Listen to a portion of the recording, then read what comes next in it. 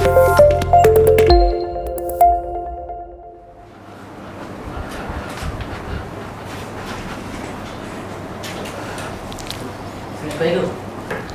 apa kan? Alhamdulillah, Assalamualaikum. Jadi cikgu bersedia untuk buat persediaan ataupun preparation kepada soalan dalam episod 1 yang cikgu kemukakan baru-baru ini dalam Teka-Teki Rakyat, channel Teka-Teki Rakyat. Itu channel yang kedua cikgu selain daripada matematik yang telah kita utarakan selama ini. Alhamdulillah. Jadi jawapan tadi, cikgu nak bagi jawapan iaitu kita ada satu channel baru Teka-Teki Rakyat. Jadi cikgu kemukakan 3 soalan baru ni yang adik masih ingat, suruh mencari jawapan dia dalam masa beberapa hari. Dan hari ini cikgu nak share, nak kongsikan jawapannya sebenar mengikut skema yang ada pada cikgu, insya-Allah. Okey. Dalam episod 1 yang lalu, iaitu cikgu dah membuat pengenalan mengenai Teka-Teki Rakyat, apakah objektifnya, dan cikgu telah kemukakan 3 soalan untuk adik-adik fikirkan di rumah dan kongsi jawapan pada hari ini bersama cikgu, insya-Allah. Jadi adik-adik compare jawapan adik-adik dengan jawapan cikgu, insya-Allah. Baik, soalan yang pertama cikgu kemukakan ialah apakah nama sejenis pokok yang paling gedeber sekali dalam bahasa Kelantan, dalam bahasa standard dipanggil yang paling tahan lasak ataupun paling hebat sekali, paling kukuh sekali dalam dunia ini, sejenis pokok. Jadi jawapannya mungkin adik jawab macam-macam lah. Jadi jawapannya sebenar ikut skema cikgu ialah pokok itu ialah pokok pisang. Pokok pisang. Jadi mungkin adik bertanya, apa pokok pisang jadi gedeber sekali, paling hebat sekali? Sebabnya ialah jantung dia duduk di luar. Makhluk lain semua jantung duduk di dalam. Jadi dia di luar. Kalau kita potong jantung dia tu buat kerabu, kau buat celur, kau buat apa, dia masih hidup dengan cantik lagi, beranak pinak sampai bila-bila masa. Jadi itulah kegedebelan dia, kehebatan dia. Dan pengajarannya, kalau kita tengok orang tu agak lembek di jalan raya, jangan sangka dia tu lembek. Kalau ada rompokan orang rentas beg orang ke, dia dulu pergi kejar orang tu. Dia nampak lembek saja. Orang yang gagah perkasa, tak buat apa pun, takut pun. Dan pengikut pisang ni nampak dia macam jahil, tapi dia yang mula pergi ke masjid, berjemaah dengan imam di masjid. Orang lain nampak lebay tu kadang tak pergi masjid pun. Jadi jangan kita sangka yang tak baik kepada orang yang begitu rupa, misalnya pokok pisang misalnya. Jadi jawapan pada soalan 1 ialah pokok pisang jawapan dia, sebab jantung duduk di luar. Yang kedua, dalam bahasa Inggeris cikgu bagi frasa satu, iaitu the quick brown fox jumps over the lazy dog. The quick brown fox jumps over the lazy dog. Satu frasa dalam bahasa Inggeris. Jadi jawapannya ataupun soalannya ialah, cuba adik teka apakah keistimewaan bagi frasa ini, apakah keistimewaan dia. Jadi adik-adik fikir macam-macam, tidak? Jadi jawapan dia tidak lain atau bukan, dalam frasa yang pendek ini semua abjad 1 sampai 26 A, B, C sampai Z terkandung dalam ayat ini. Iaitu A ada, B ada, C ada sampai Z. Coba adik cek rumah. The quick brown fox jumps over the lazy dog. Ini berguna untuk orang yang bahasa Inggeris. Kalau kita pun bahasa Melayu pun kita boleh faham juga dalam bahasa Inggeris. Jadi semua alfabet ataupun semua abjad ada dalam ayat yang pendek ini, A sampai Z, insya-Allah. Baik, soalan yang ketiga ialah soalan yang dikemukakan oleh Imam Al-Ghazali, seorang mujtahid Islam yang sangat hebat, mengarang beratus-ratus buah kitab. Baik, nama dia Imam Ghazali rahimahullah. Baik, dalam soalan dia teka pada anak murid dia, di antara banyak-banyak tu ada 6 soalan dia buat teka-teki pada anak murid dia. Jadi soalan yang pertama ialah, apakah yang paling dekat sekali dengan kita di atas dunia ini? Yang paling dekat sekali dengan kita. Jawapan mungkin berbeza-beza. Awak kata telinga ke, hidung ke, mulut ke, itu betul. Tapi mengikut skema Imam Ghazali, yang paling dekat sekali tidak lain dan tidak bukan ialah M-A-T-I, mati. Skema Imam Ghazali, mati. Jadi kita kena ingat matilah, walaupun kita muda pun. Bila-bila masa kita boleh mati, Tuhan ambil kalau ajar kita. Okey, jadi kita kena jangan lupa buat ibadat pada Allah semua selain pada kita kerja komputer apa macam-macam. Baik, soalan yang kedua Imam Ghazali ialah, apakah yang paling jauh sekali dalam dunia daripada kita? Yang paling dekat sekali mati, yang paling jauh sekali? Boleh jawab? Mungkin awak kata Pluto, mereka kutub utara. Betul, itu betul.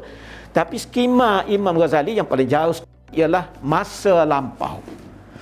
MASALAMPAU. Masa lampau.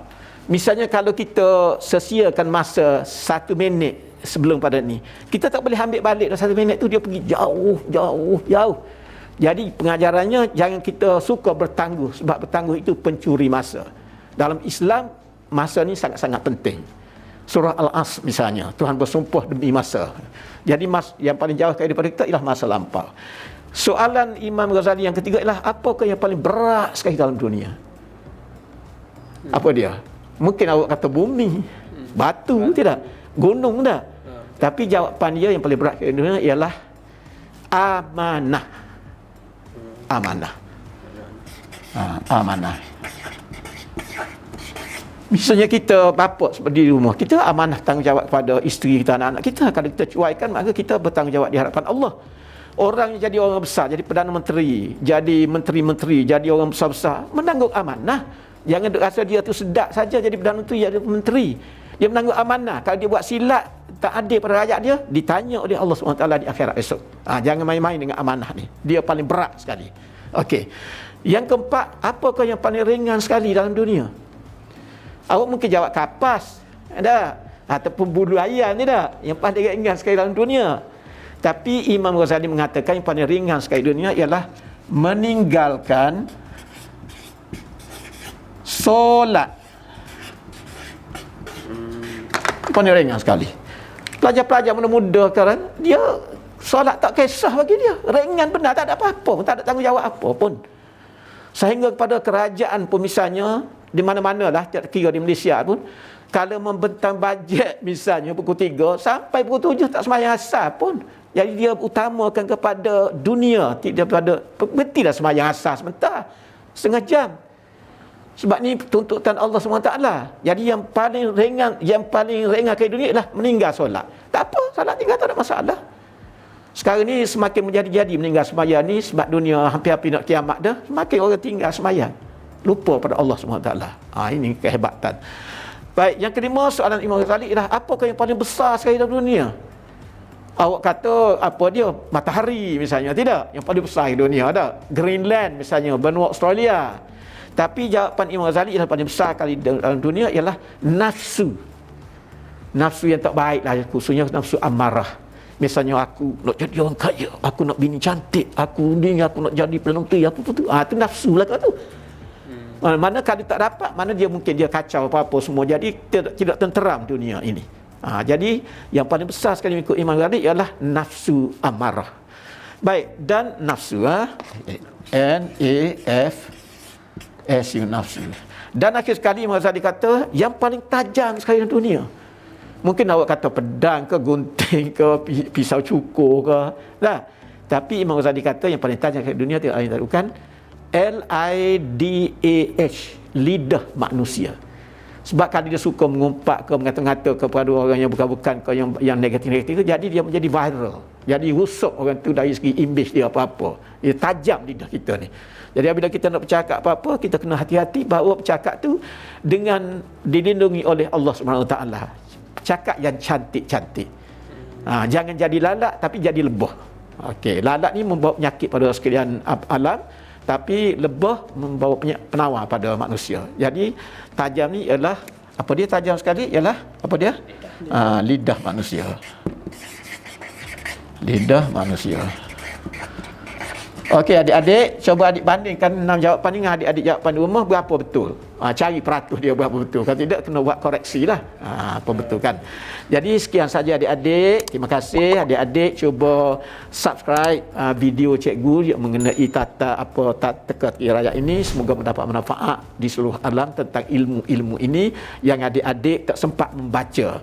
Baca, jadi tengok pada video ini dapat ilmu seperti membaca juga, insya-Allah. Jadi orang kata dalam dunia ini kalau kita nak tabik pada sebuah negara, dia kata apa? The level of the development of a country is determined in considerable part by the level of the development of the people's intelligences. Kehebatan rakyat dia, fikir dia tu bagus. barulah orang seluk kepada negara tu.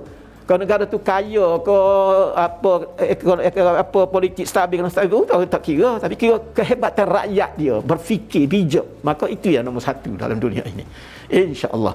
Jadi minta subscribe pada video cikgu ni, insya-Allah. Terima kasih. Assalamualaikum warahmatullahi wabarakatuh. Jumpa lagi dalam video yang 3 nanti. 3 soalan baru akan dikemukakan nanti, insya-Allah. Terima kasih. Assalamualaikum. Waalaikumsalam. Okay.